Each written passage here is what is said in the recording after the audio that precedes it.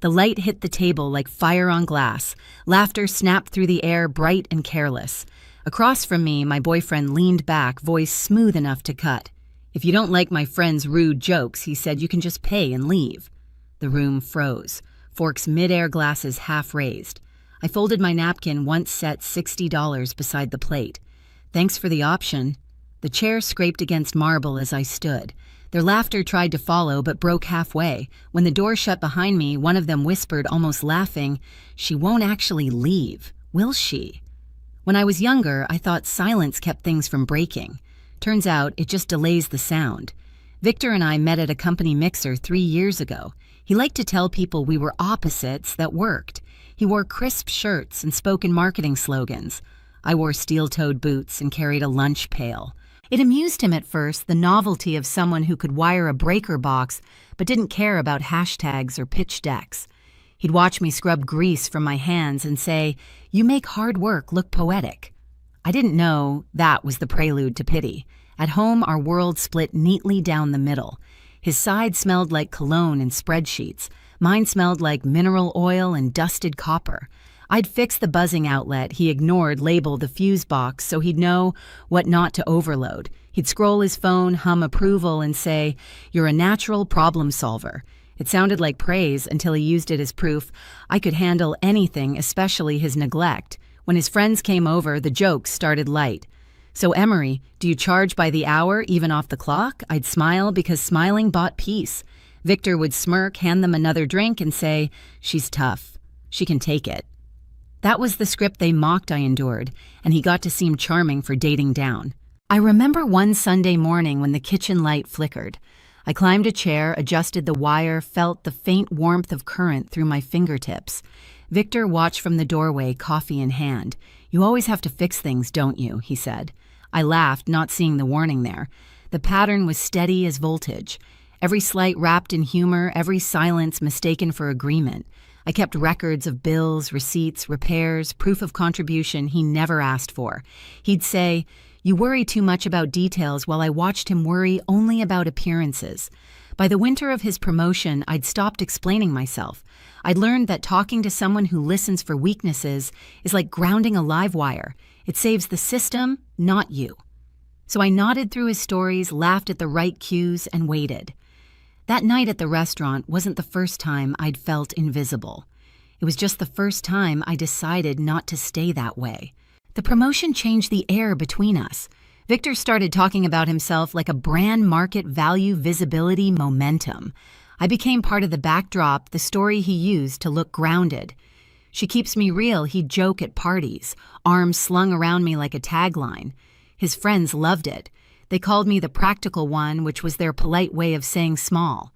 Dinners with them felt like job interviews I hadn't applied for. They'd ask about my work not to know, but to measure.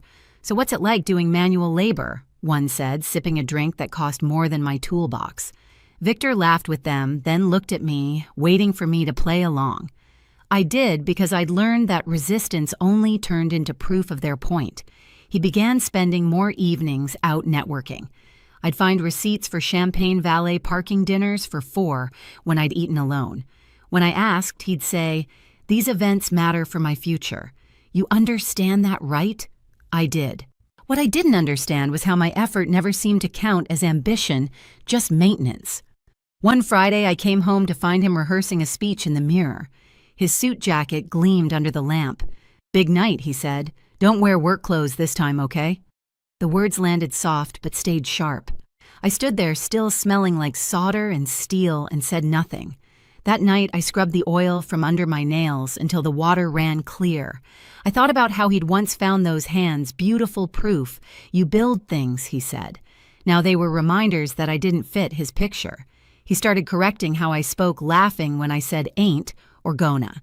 He'd introduce me to people as Emery, "She's great with her hands," then glance around to see who caught the double meaning. By then I wasn't angry.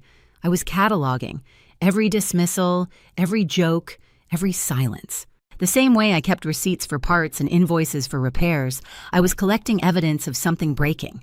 When he invited me to his promotion dinner, just a small thing with the guys, I knew what kind of night it would be. The table would be bright, the laughter rehearsed, and I would sit there smiling like background noise. Only this time, I wasn't bringing patience. I was bringing an ending. The steakhouse glowed like money, soft lighting, slow jazz, everything polished to reflect itself. 6 of us at the table. Victor at the head, his friends orbiting close, their laughter slick with whiskey. I was beside him, half in the frame, half out. It started small like it always did. Matthew stirred his drink without looking up. Still working with wires, Emery. Must be nice keeping things simple. Jason added, "Hey, she's good at connecting things, just not conversations." They laughed. Even Victor, especially Victor. I smiled because that's what you do when you've already learned the cost of defending yourself. "Simple work keeps the lights on," I said, cutting my steak. Steady hands, no tremor. Brandon smirked. "You should tell Victor that. He's been carrying the heavy load lately." Victor didn't stop them. He just reached for his glass eyes fixed on the plate, pretending civility. The sound of the knife against porcelain was louder than any of them expected. "It doesn't feel like joking," I said quietly. Jason leaned back. "Oh, come on." "Sensitive much?" Matthew grinned. "Don't make it weird. We're just teasing." Then Victor looked up, all fake calm, the kind men mistake for authority. "If you don't like my friend's rude jokes," he said, "you can just pay and leave." The table went still. Forks hovered midair. Someone's laugh died halfway. I folded my napkin, once placed it by my plate. "Thanks for the option." My voice didn't rise. It didn't need to. I counted the bill in my head, entree wine tax tip. $60 exactly. I set the cash down, the edges crisp against linen. The air shifted. Even the waiter hesitated at the edge of the table. I pushed my chair back, metal against marble, a sound clean enough to slice the tension. Emery, Victor said under his breath, still pretending control. "Don't be dramatic." I stood, keys cold in my palm. "I'm being precise." Brandon snorted. "She'll be back." Their laughter picked up again, thin, nervous. I walked through it, past their polished shoes and false confidence. At the door, I caught a fragment, Matthew whispering, "Wait, is she actually leaving?" Outside, the night air bit my skin. My reflection in the glass door looked like someone I hadn't met yet, still calm done. The laughter behind the glass faded into the hum of traffic. I slid into my truck, turned the key, and let the engine fill the silence. My phone lit up his name over and over. I didn't answer. Not yet. The dashboard light glowed against my hand, steady and warm like something newly wired. That was the moment I stopped being part of his story. The first few minutes after I left were quiet, almost too quiet. Then my phone began to hum on the passenger seat once, twice, again and again. Victor's name filled the screen like a system error. "You're overreacting. Come back and pay for the table. You're embarrassing me." Each message colder than the one before. I drove without music, the city sliding by in reflections of red lights and wet asphalt. By the time I reached the apartment, his calls had climbed to 20. I parked, turned off the engine, and sat there long enough for the silence to grow teeth. Inside, everything looked staged for someone else's life. His cologne still in the air, the champagne glasses from last week's celebration sitting untouched. I pulled out a duffel bag and started packing. Work shirts, tools, receipts. Every item I owned had proof-attached serial numbers, invoices, names in my handwriting. Documentation wasn't just a habit, it was armor. The phone buzzed again. "You invited everyone, you pay." I stared at the message until it blurred. Then I typed one line, "I paid for what I ordered." Send. Maya's reply came 2 minutes later. Door codes the same. "T's on." That was enough. I left the keys on the counter and walked out. Her apartment smelled like detergent and cumin, something human and alive. She opened the door before I could knock. "You left." I did. Finally, she said, pressing a mug into my hands, "You look calm. It's unsettling." We sat in silence, the kind that means safety. My phone buzzed face down on the table until the sound stopped mattering. Then it lit up again, unknown number. I let it go to voicemail. A minute later, Maya's phone pinged. She read the message, her eyes narrowing. "Brandon's girlfriend," she said. "She says they're planning something stupid. Ignore them." But I didn't ignore the warning. The next morning, while Victor was at work, I drove back for what was mine. The hallway smelled like stale wine. A yellow notice fluttered under the door noise complaint. Inside, the mess was worse than I'd imagined: takeout boxes, bottles, and an empty space where my PlayStation used to be. In the bedroom, I found my console half hidden under his jacket, and on the table, my laptop opened to Facebook Marketplace. Listings for my tools stared back at me.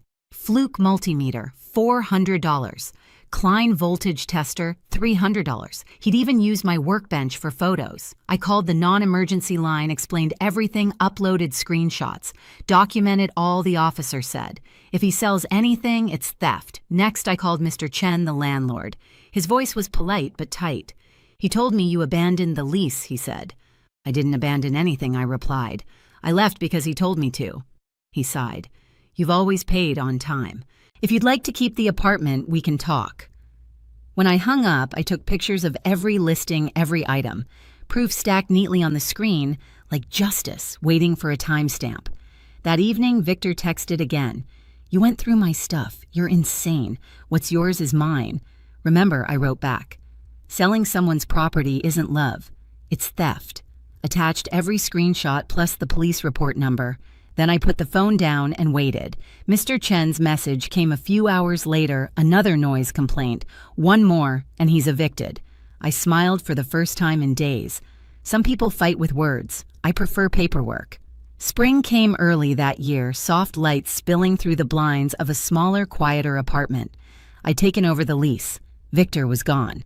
The place smelled like lemon cleaner and possibility. My tools sat in a neat row under the window tags, still on names intact. The police restitution check lay folded beside my coffee mug, modest but proof that systems, when handled right, could speak louder than noise. Outside, my Honda waited. I'd rebuilt her piece by piece over 3 years, but she'd never looked more complete than she did that morning. Chrome catching sunlight, engine steady as a heartbeat. I turned the key. The sound wasn't loud, just clean, like clarity had a frequency. Maya leaned against her car across the lot, coffee in hand. "Feels different, doesn't it?" "Yeah," I said, adjusting the helmet strap. "Like quiet that belongs to me." The wind carried a hint of salt from the bay. I thought of the old apartment, the laughter that once filled its walls, the way it all collapsed under the weight of consequence. There was no satisfaction left in it, just relief. As I rolled out onto the open road, the world didn't feel like something I'd escaped. It felt like something I'd rewired. I used to think silence was surrender, that walking away meant giving up on something worth fixing. But silence, I learned, isn't weakness. It's wiring. You strip what's corroded, isolate the current, and reconnect only what's worth keeping. That's how circuits survive. The world still hums with noise, his name in someone else's story, their laughter echoing somewhere I don't live anymore, but none of it reaches me now. The power runs clean straight through my own hands.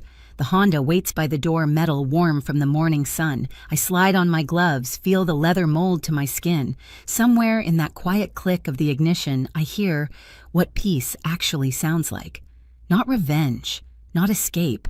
Just restoration, one wire at a time. One boundary closed, another finally alive. That's all silence ever wanted to be heard without having to explain. If you've ever had to rebuild yourself from the ruins, hit like and tell me where you're watching from.